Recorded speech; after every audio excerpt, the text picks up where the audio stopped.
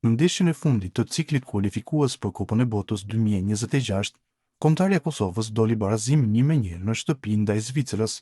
Pavarësisht përpjekjeve të mëdha, një nga momentet më të komentuara pas ndeshjes ishte vërshëllima e tifozëve ndaj Granit Xhakës, yllit shqiptar që u vërshëllye në çdo prekje të topit. Pas përfundimit të takimit, Xhaka ka reaguar për këtë situatë, duke thënë se ishte befasuar dhe ndjente dhimbje për të.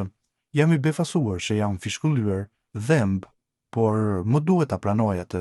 Mundohem të koncentrohem vetëm në futboll, për fat të keq është pjesë e lojës, ka thënë ai.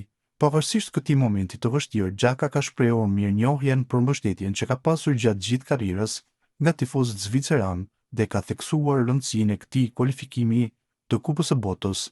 Ai ka deklaruar pavarësisht se çdo sfidë është krenar për arritjet e ekipit dhe se kjo është një fushatë e suksesshme për Kosovën. Xhaka gjithashtu ka përmendur se përkrahja e tifozëve të Kosovës dhe stabiliteti mental i ekipit janë faktor kyç për të arritur sukses në të ardhmen. Pas ndeshjes, ai ka shprehur se ekipi ka pasur një kampanjë të mirë dhe se është i lumtur me arritjen e këtij kualifikimi historik. Kryetari i Drenasit Ramiz Ladrovci ka reaguar në Facebook duke komentuar në mënyrë të tërthor deklaratën e fundit të antarit të PDK-s, Samil Ushtaku, i cili të hënën shprehu kundërshtimin ndaj rikthimit të Ladrovcit në radhat e partisë. Pas kësaj, Ladrovci në një postim në rrjetet sociale ka shkruar se Inati e prish kalin. Inati e prish kalin. Një gjë duhet të kenë të qartë ata që merren me sportin e rënd, politika ka moral, parime dhe konsekuencë. Matë mirë prej mirë, qep mirë dhe kostumi del mirë, ka shkruar Ladrovci. Ndryshe, kryetari i Skënderajt Samil Ushtaku ditën e hënë ka folur pak para nisjes së konventës së Partisë Demokratike të Kosovës.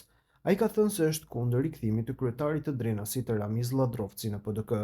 Jam gjithmonë kundër që Ladrovci të kthehet në PDK, shprehur ai.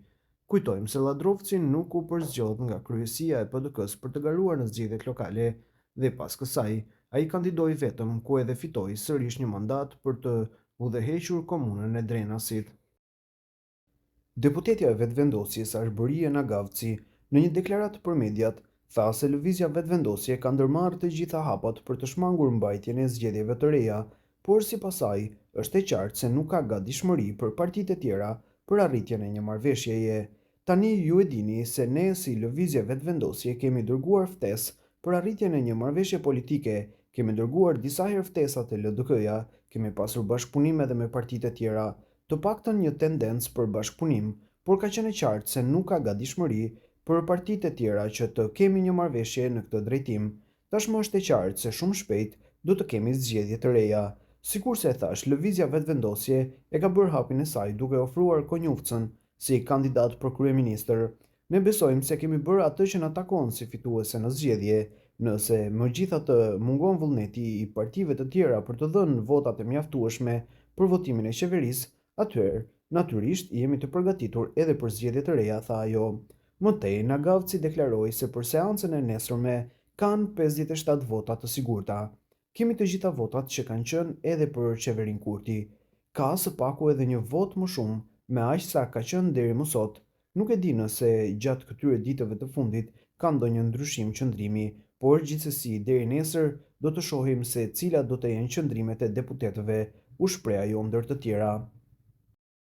Kryeministri në detyrë, një herësh kryetari i lëvizjes vetëvendosje, Albin Kurti, nuk ka pranuar të flasë në lidhje me formimin e qeverisë së re. Ai, derisa është pyetur nga gazetarët se kur do ta thërrasë seancën e jashtëzakonshme për votimin e qeverisë dhe se ai kanë siguruar votat e nevojshme, Kurti tha shkurt se i duhet të shkojë. Pas propozimit të lëvizjes vetëvendosje Glauk Konjufcën si mandatar për kryeministër nga presidentja Vjosa Osmani, Konjufca ka afat deri më 19 nëntor të thirret seanca e jashtëzakonshme e kuvendit dhe ta prezantojë kabinetin qeveritar për të kërkuar votbesimin e deputetëve. Ai kanë siguruar votat për qeveri, kjo është përgjigjja e Kurtit. Më duhet të shkoj, tha ai, pasi mori pjesë në një aktivitet për barazi gjinore të martën. Kryetari i lëvizjes vetëvendosje, një herësh kryeministër në detyrë Albin Kurti, më 26 tetor ka dështuar të formojë qeverinë e re, pasi mori vetëm 56 vota të deputetëve nga 61 të nevojshme. Lëvizja vetëvendosje në zgjedhjet e fundit parlamentare të mbajtura më 9 shkurt të këtij viti ka dalë partia e parë me 43% të votave.